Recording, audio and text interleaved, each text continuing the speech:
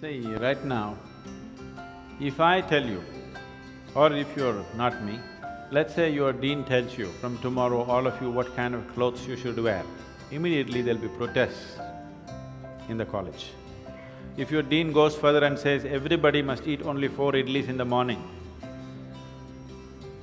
if your dean tells you everybody should get up at 5 o'clock in the morning, let's say he put 10 different rules like this, physical things to do, you will think he is trying to convert you into slaves and you will shout and scream for your freedom, isn't it?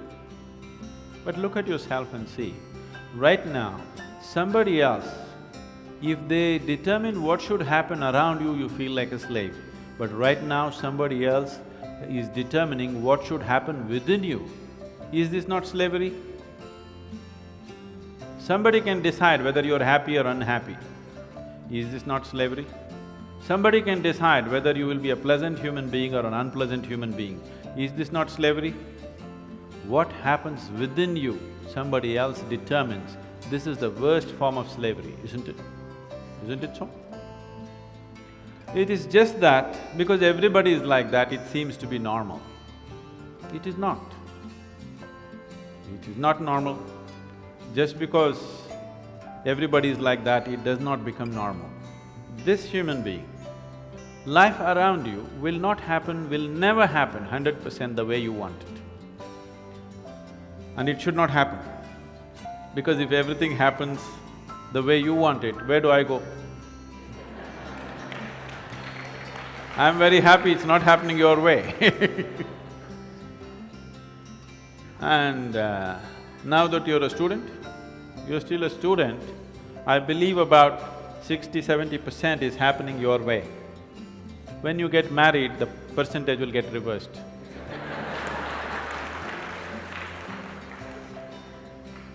We don't know. Well, we don't know whether which way it'll go. So if life around you will never happen 100% the way you want it, and it should not. Unless you're living with machines, life will not happen and even those machines will freak on you, isn't it? And the machines troubling you every day for something or the other, they do. So, outside will never happen 100% the way you want it, and if your happiness or your joyfulness, or let's not use all these so many words, essentially it is pleasantness versus unpleasantness. For pleasantness we have many names, we call it peace, happiness, joy, bliss, ecstasy. For unpleasantness we have many names, stress, anxiety, fear, tension, whatever else, madness, whatever. Pleasantness versus unpleasantness. If your pleasantness is dependent upon what happens around you, the chances of you being pleasant all the time is remote, isn't it? In the very nature of things, it's not possible. Only if you are able to create a distance between this and that, it is possible in the sense, whenever things don't work, there is a habit in lots of people, they will look up, upar wala.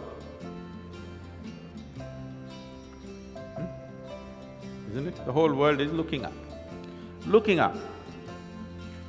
See, you know the planet is round? You know this? The planet is round and you're not sitting on top of the North Pole, you're sitting in Chennai, here in the tropical climate, and the damn planet is spinning. So if you look up, you're always looking up in the wrong direction.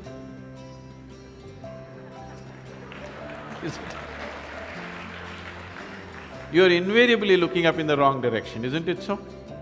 Maybe at a certain moment of whatever Greenwich Mean Time, 0 hours, when you looked up, maybe you hit the heaven. Rest of the time, you're always looking in the wrong direction. Isn't it so? So in this cosmic space, is there somebody who knows which is up and which is down? Does somebody know? Huh? Is there somewhere, is it marked this side up? Nobody knows which is up, which is down, it's just an assumption, isn't it? Do you know really which is north, which is south? In the real sense, do you know what is north and south? It is just for our convenience, we just fixed it, isn't it? Yes or no? Do you know what's east and west? No. Do you know what is forward and backward? You do not know. None of these things you know. There is only one thing you can be certain of right now. This is, you know what is outward, what is inward. This one thing you're sure, isn't it? This is inward, this is outward. This is the only privilege you have. What is outward, what is inward, this is all you know. Just in case someday if you get enlightened, you will lose that also. Yes. That's what happened to me. Now I don't know which is inward, which is outward, which is me, which is not me, that's why I'm all over the world. Because I don't know whether this is me or that is me. So, now you say, I know what is inward, what is outward, let's examine this a little more. Can you see me right now, all of you? Can you see me? Just point out where I am. Use your hands and point out. Can you see me? Oh, you got it wrong. You know I'm a mystic. You're getting it completely wrong. Now, this light is falling upon me, reflecting, going through your lenses, inverted image in your retina, you know the whole story, right? Where do you see me right now? Within yourself. Where do you hear me right now? Within yourself. Where have you seen the whole world? Within yourself. Have you ever experienced anything outside of yourself? Everything that ever happened to you, darkness and light happened within you, pain and pleasure happened within you, joy and misery happened within you. Have you ever experienced anything outside of yourself? No. So what I am asking you is, what happens within you? Who should determine how it should happen?